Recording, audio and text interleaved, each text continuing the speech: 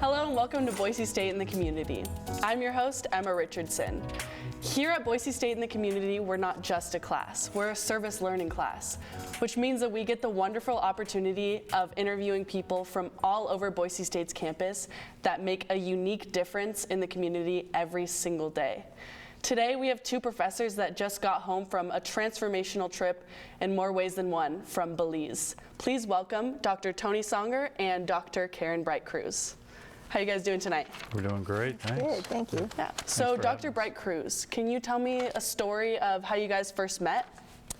Dr. Songer was introducing this program to a number of other faculty, and my dean actually invited me to go and listen. He said, you are interested in international things, so why don't you go find out what he's doing? And the College of Health Science actually paid for the exploratory trip that we did the first year, and for several of us to go with to learn about the program that Dr. Songer wanted to build. Awesome. So where did you get that inspiration, Dr. Songer, for that program that you wanted to create in Belize? Yeah, previous university I was at was Virginia Tech, and so I started a program there working with a nonprofit organization called Peacework. They're pretty instrumental in what we do. So when I took the job here, you know, it was such a good experience there. I wanted to give our students here the opportunity to do that. So. Yeah. That's pretty good. So what is actually the class that you guys offer that is that study abroad program that you guys teach together? It's called Global Citizenship and Social Responsibility, and it's open to anybody on campus. It's offered cross-listed under 5 different departments: engineering, nursing, global studies, university foundations, and the Honors College. Okay, so can you tell me how you guys started developing that program that brought you to go to Belize every single spring semester? Dr. Songer? Yeah, well, spring break works great in that it's part of a class fee or course fee. So if we go in the summer, it costs students more money. Yeah. Yeah, it's just been a lineage of going to Belize. It's a great country to go to. They speak English. They're very receptive to universities coming in and working in communities. So, yeah, I just had a history of working there. So. Yeah. And Dr. Songer had done construction projects with his engineering students, and we started talking about how to collaborate and came up with this idea of doing a day camp as well, so that students could really get to know not only the project they were doing, but the people in the country. And we were both in favor of that idea, and found that the school invited us back after the first year to do it again. So that's how it started. And the theme, if I might add, is healthy lifestyles. Okay. So that really fits well with health science, nursing, and engineering. So the whole project is based on teaching the students there, as well as ours, about a variety of different pieces of healthy lifestyles. So in the classroom, and also a construction project that's related to that. Yeah. So what has been the impact on the work that you do in Belize? What has been the impact on that city and that school that you work on? What's been the impact after that?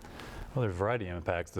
It's a really small village, very labor intensive, sugarcane workers, so very low social economic class. The school is the icon of the community. It's pretty cool. Most importantly, because the school, the teachers, the students, ourselves have really worked hard to create a good environment for the students, and so it's pretty neat, I think. Right? It's a pretty cool place. We went down, and Peacework, the organization we partner with, had been working with the Ministry of Education, and one of their goals was to improve school gardens. So that's what we did the first year. We got down there, and there was space at the school for a garden because the school had previously utilized it and taught the children about gardening and all sorts of health issues, and it had just gone into disrepair because there's nobody other than the teachers, to do any of the grounds work at the school. So it was a great project because it's something that you can bring a group down and actually accomplish in a week. Piecework is doing it throughout the country. That's one of their focuses, and we've done a number of other projects since then, but according to Piecework, we've actually impacted the rate of diabetes in the country through these projects. Now, our school can't take credit for that, but partnering with an organization that is having this overall goal is pretty significant. And in the meantime, we're teaching children about vegetables and fun things like that. So that's awesome. So can you paint a picture, Dr. Songer, can you paint a picture for what this last week, this past spring break looked like and what you guys did in Belize? Oh yeah, at least at the school. I mean, there's a variety of other things that we do. The picture would be very, very hot, very, very humid, with 150 young, friendly, cheerful kids, if you know what kind of energy that brings, as well as 22 Boise State students that bring a lot of good energy. Really working together and collaborating, a lot of songs in the classrooms, a lot of playing, if you will, football or soccer for us, and a variety of sports, and just kids everywhere. And during the mornings and in the afternoons, Boise State students working physically very hard.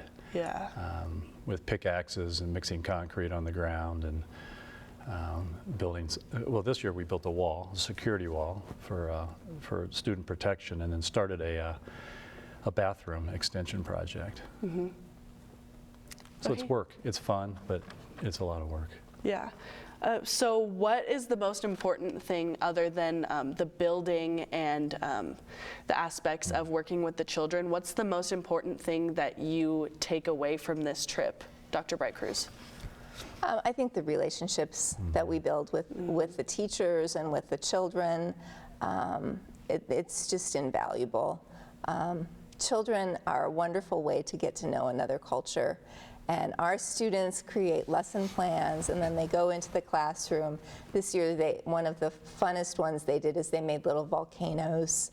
And it's just fun to watch the children's expressions as they see this cup foam over with stuff. And, you know, the teacher came to me and said, we don't get any extra resources to do things like this. So just to be able to offer little things like that can enhance the teacher's day, give them a little bit of time to mentor our students, and then give our students a chance to actually get to know the children and the teachers. And the teachers invited us for a barbecue the first night we were there, and the students got to play volleyball and stuff. And they, you know, learned about the culture by getting to know people.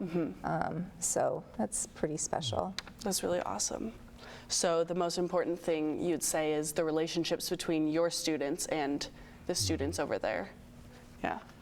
Okay, so what was probably one of the most important students that left such an impact on you guys and your students that you can remember from any of your trips in the past 6 years? You want to go with that one? Or? Sure. There's a little girl who follows up with me every single year. You know, we get to know some of them. The first few years we were there, they would watch us all day long. There's a little girl who brought me flowers every day the first year she got to know me. So she'd go somewhere on the school grounds and find wildflowers and bring them to me at the end of the day. And, you know, they don't get to have things like getting their picture taken. You know, America and our little selfie culture, and those little guys, when we get down there with a camera, this is the first time they get to see themselves and what they look like in a picture. So it's a lot of fun. This year, they were bugging me for pictures, and one of our students photobombed us. When I was taking their picture, I said, "Come on in," and I showed the girls, and that was the first time they'd ever seen somebody photobomb a picture, and it was adorable. Because they just, you know, they get to see people that they don't usually get to see. They get to look up to our students, and all the students are like that. You know, all the students have little ones who get kind of attached themselves to them. And it's even the guys who are mostly out on the construction projects. You know, they don't get as much time in the classroom, and yet they come to them at the end of the week and they give them cards. And there's little thank you notes in them, and they say things like, "Thank you for building a wall," and "Thank you for helping to make our school look better." And Yeah, and the continuity from year to year, this was our 6th trip. The Chan, that's the school we go to, those students know we're coming. And so they start asking the principal in November, December, when are the Boise State students coming?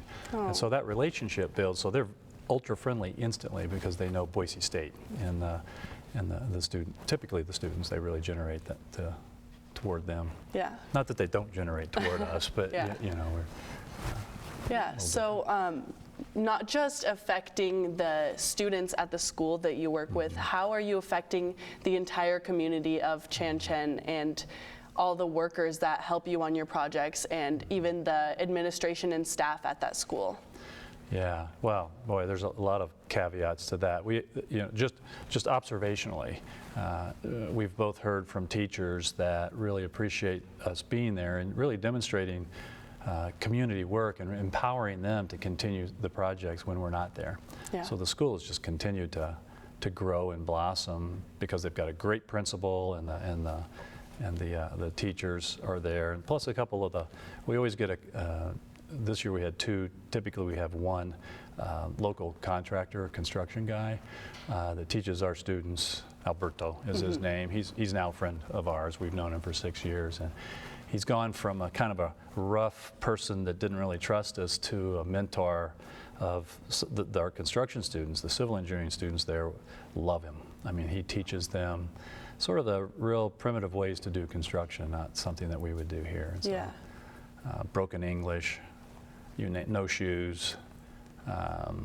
He's a pretty cool guy. Yeah, so introducing that difference between the high technology construction that we do over here based on, or compared to in Belize, when you mentioned that you did all of your concrete mixing yourself and did the levels. Can you tell me about that a little bit? We typically mix concrete on the ground, so you put cement, sand, gravel, and water, and you get a bunch of students around it and go around in a circle, and it's mixing it like baking a cake almost, except it weighs a whole lot more and it's a lot more difficult. To do a level, we now have laser guided levels. There we use the old-fashioned way. You get basically a clear tube and put water in it, and where that water stands is both sides are level, and so students have never seen anything like that. And just sort of homemade devices. When we do any kind of, we don't have the equipment, we make it, and so that's pretty cool. So, Dr. Breitkreuz, how do you incorporate your nursing background into this study abroad program where you're helping out schools and children and? Well, that's a great question. Sometimes nursing students come with us. Always we have health science majors in our class. But one of the things that we found that's really key to this, and that's specifically important in healthcare, is learning how to work with other cultures. And so we incorporate a cultural intelligence approach. Students not only have to study about Belize, but they study about getting to know any other culture, how to listen to other cultures, how to decide and determine and get to know what cultural values really are. And then both of us have doctoral degrees in organizational leadership and management, believe it or not. And so teamwork and leadership are really important qualities that our students have to learn in life. And through these projects, they're learning how to do them in what might seem like sometimes some simple ways, but they get really practical experience because they're not only learning to get to know another culture, they're getting to know each other too. Yeah. And they're working across disciplines. And I think that's something really unique that we do because we had to learn how to work across disciplines. Construction, believe it or not, isn't anything like nursing. Yeah. And Dr. Songer doesn't think like me at all. I tell my students, nobody thinks like me as far as I can tell. But learning how to work in that environment and respect and appreciate all the different strengths that people bring and the values that people bring and make it work and get stuff done is really important lessons. And I think we work really hard on that. Yeah. That's really important. Well, we're going to go into a quick break. When we come back, we'll be talking about how you can sponsor this trip and the importance of this trip on the students. You've been watching Boise State in the Community. We'll be right back.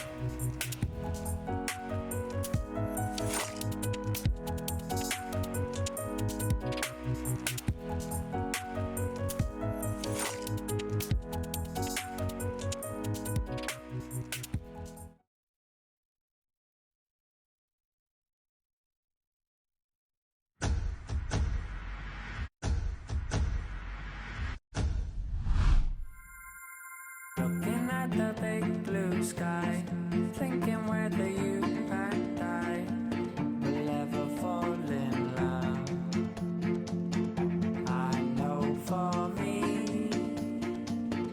it'll be so.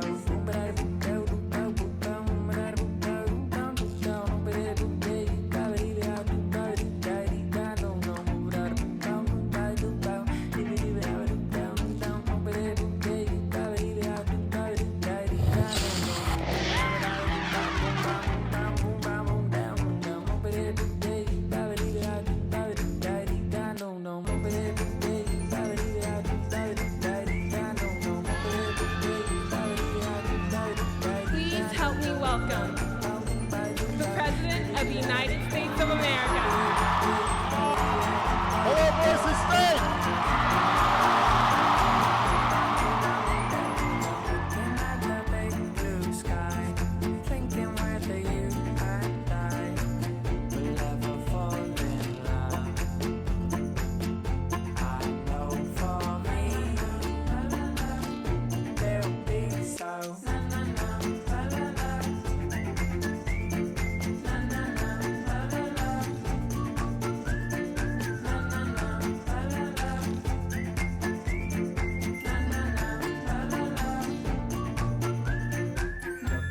The big blue sky, thinking whether you and I will ever fall in love.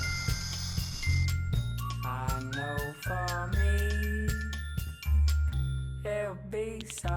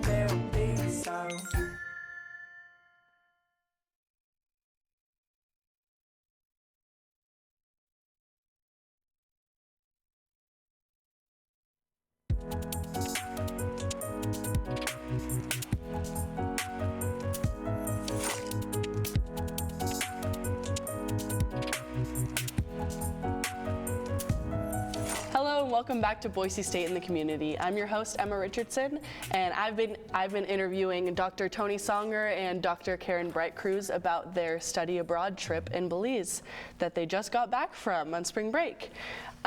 So now that we're back, I wanted to talk about what makes you guys such a good partnership and team, and what makes you guys so cohesive working together, Dr. Songer. Well, partnership's important. We talk about teamwork, so we both study and practice teamwork, so we sort of emulate that in the classroom to the students and expect them to behave accordingly. Mm-hmm. But just engineers are very different, very linear thinkers, and, well, Karen's a dot the I and cross the T kind of person. I am not, so that it fits real well. Right, I think I would agree with that. If I had to ask myself that. Yeah. We, in class we follow a model called the collaborative way, mm-hmm. and it really focuses on, when you're working on something as a team, it's about what you're up to, and what we're up to is this class, and we're up to, doing stuff that benefits both our students and a village in a country that seems far away to a lot of people and other people don't really know about. One of the things we talked a lot about in the early days was poverty and social justice, and how do you teach people about that? How do you teach people about culture? And, not make it a foreign concept. Make it something that's real to them. And I think both of us value that. So I think some of it is our value and our drive just to open the eyes of more people to really see what else is out there, and to be respectful of it and to be partners with it. Because you can't, and we talked about this even too, I think you'd agree, you can't just give people stuff. But if you can work together as partners, you can build other people up. Yeah.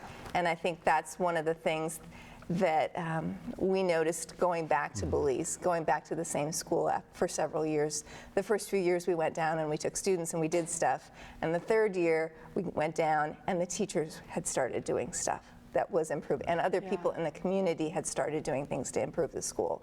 And you know, when you start seeing results like that, you look at each other and say, wow, this is actually really worth it, because we're not just building up ourselves or our students or teaching them or throwing things at people, but we're building people up. And hopefully everybody in the process gets built up. And that's community. That's what we're about. Yeah. I'm sure that feeling is extremely rewarding. Yeah. Yeah. So coming back from those trips, I'm sure that you learn things to do differently every single year. From this last trip, can you tell me any specific things that you learned, and if you would want to do anything differently for the next year moving forward? Yeah, it's certainly evolved. Really a focus on teamwork now and teaching students and practicing that. This year, I'm not sure. I mean, we got it pretty locked in. The program really, and the students and the community kind of it just happens. It's really magical to me. Yeah. In that we've got a good model, we do it.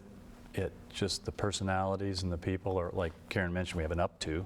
We create an objective or a vision before and we stick to it. And I'm not sure, we usually do a little feedback session on, Karen and I, on how we're going to change. I'm not sure if we've had enough sleep yet to figure out what our next our next improvement is, but we always talk about that, and we always work on things and improving things. This year we had a little bit bigger class again, which is awesome because you have so many students. Yeah.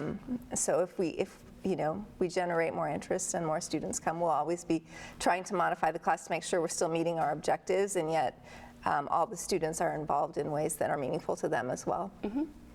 So for students that are looking into this program to maybe next spring semester join the program and get involved, can you kind of explain what that looks like for before you go to the trip, during the trip, and afterwards, after the trip?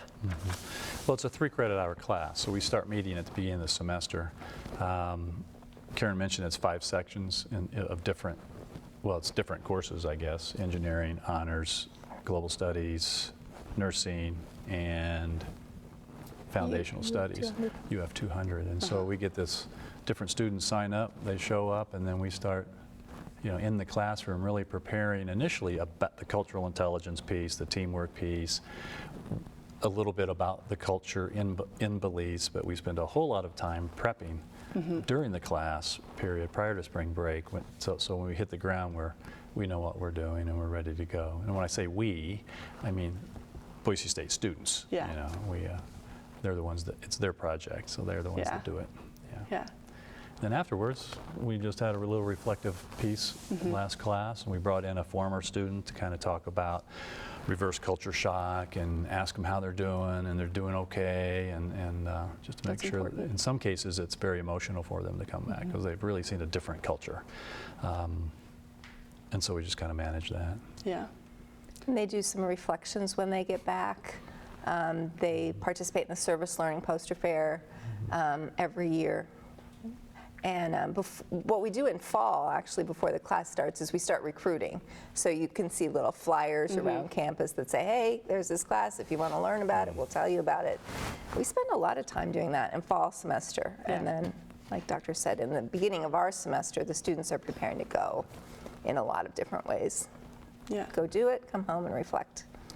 So you mentioned the culture shock aspect of the trip. How are you able to bring some of Boise State's culture over there to Belize, to their school, and teach us some of the stuff that we have over here that they might not have over there? Well, most of the Belizeans have no idea where Idaho is. That's not too dissimilar from a lot of people on the East Coast, by the way. So we have to sort of climatize them every year on where is it, and they've never seen snow.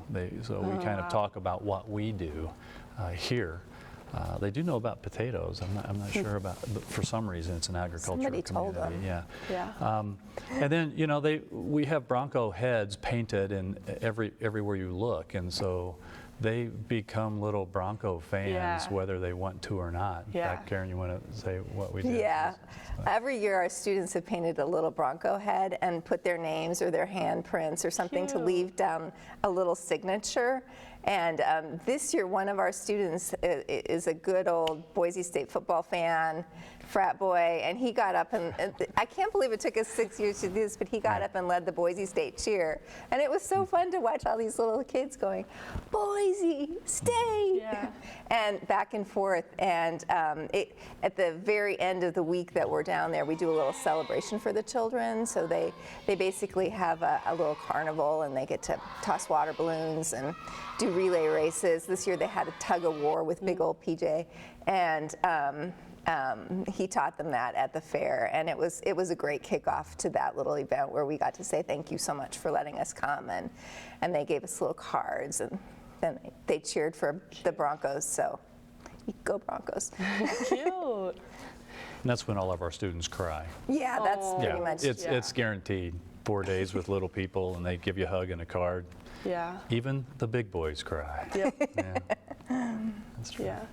So the most impactful thing you'd say is probably the relationships that grow between your students and the students over there, you'd say? Absolutely. There's no doubt. Yeah. Yeah. So for people interested in the community that might not even be able to go to Belize with you, how can they support your trip for the future and next year and next spring and in following years? Yeah, well, our projects, the construction projects and the in-class project materials are unfunded initially. They don't go from we don't take the course fee from that. And so in the last 3 years, I believe, we've been doing the university's crowdsourcing Pony Up program. Mm-hmm. So we get it out online early where people really contribute small levels of money, mm-hmm. $10, $50, $100, and that adds up to really giving us the opportunity to do really good things. Yeah. The Alumni Foundation has been so supportive, mm-hmm. and our students look at us and say, you want us to what? Raise money? You didn't tell us about this? And email our family and friends, and we say, don't ask for a lot of money because a lot of people don't have much to give. But just whatever people can give, and sometimes we get a lot of small donations, and every now and then there's just a bigger one thrown in there, and we're like, wow, thank you for thinking us, and thank you from the people of Belize too, mm-hmm. Because it's not us. We couldn't do it without all that support, and I mean, being able to build a fence that helps to keep the children safe and secure, and add or enhance the grounds that the school is on just means so much to them. And it allows for these projects to happen for our students, gives them the materials that they need, and it's just so deeply appreciated. Yeah. Well, thank you guys so much for everything that you do over there and everything that you do at Boise State, and for being here today and being able to talk about it with all of us. So before we go, I'm going to thank our director, Philip Davis, our producer, Bryson Schmitz, and our studio manager, Bryce Cornwell. Stay tuned for the next show. It's going to be Benny Miller interviewing Professor Amy Vecchione about the differences you can make through creativity. I'm your host, Emma Richardson. Thank you for watching Boise State in the Community.